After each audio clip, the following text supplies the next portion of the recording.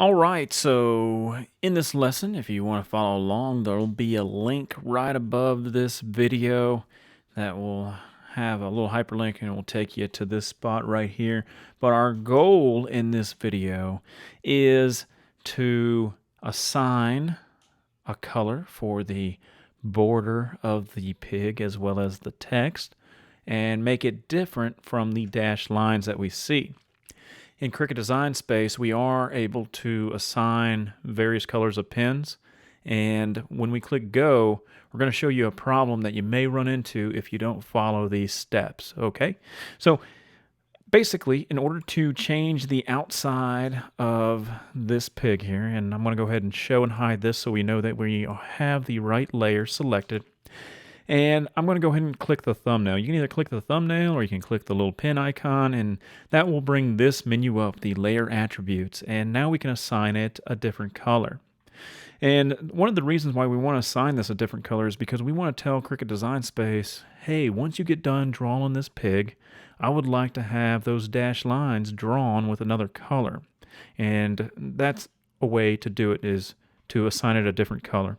Now, just because I pick pink crystal in this example doesn't mean that I have to go find a pink crystal marker. Okay, no, but you do have to remember that when Cricut Design Space calls for you to put the pink crystal color in, that you know which color you planned on using for that color. All right, so now that we have that, I'm going to go ahead and click Go, because a lot of people, they will just go ahead and click Go and they think that everything will come out just fine. So I'm going to go ahead and click Go. And if we take a look at our mat here, now we're stuck with a situation where my dashed lines are not on top of my pig. Now you can do several things, of course. One is you can physically move this up here and you can hope that you get it right. Or you can do what I do, and this is what I would recommend. I'm going to go ahead and click the X.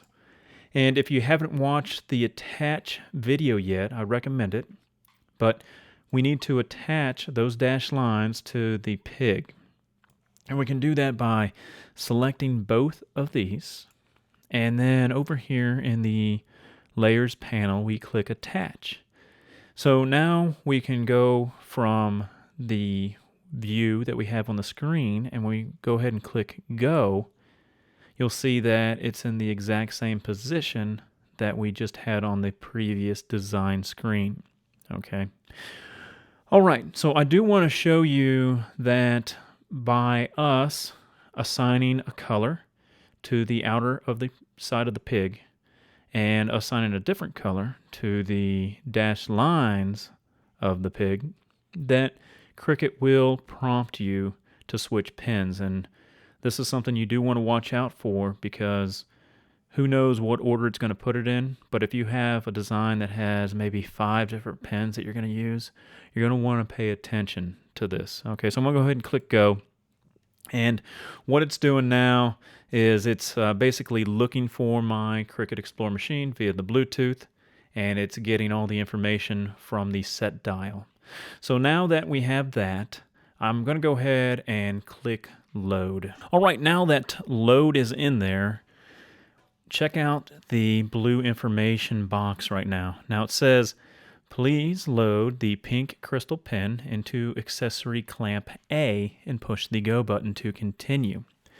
So it lets you know what pen to put in the holder. Now if you have a Cricut Explore 1, it will tell you what to place in there as well.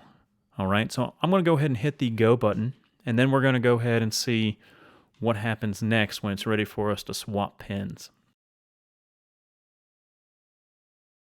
All right, so now that you see that it is done, we have this new message right here. It says, please load the midnight pen into the accessory clamp A and push the Go button to continue. So at this point, this is where you would swap your pens for whatever color that you remembered or you wrote down that equated to midnight pen. And then you would put it in the holder. All right, and then once you push the Go button, it's going to go ahead and continue and finish the file. All right, so that finished up that cut and everything. I'm going to go ahead and cancel out of this. Now, like I said before, make sure you check out the link that's above this video, and that will allow you to follow along with this, of course, and you can conduct your own multi-line drawing file.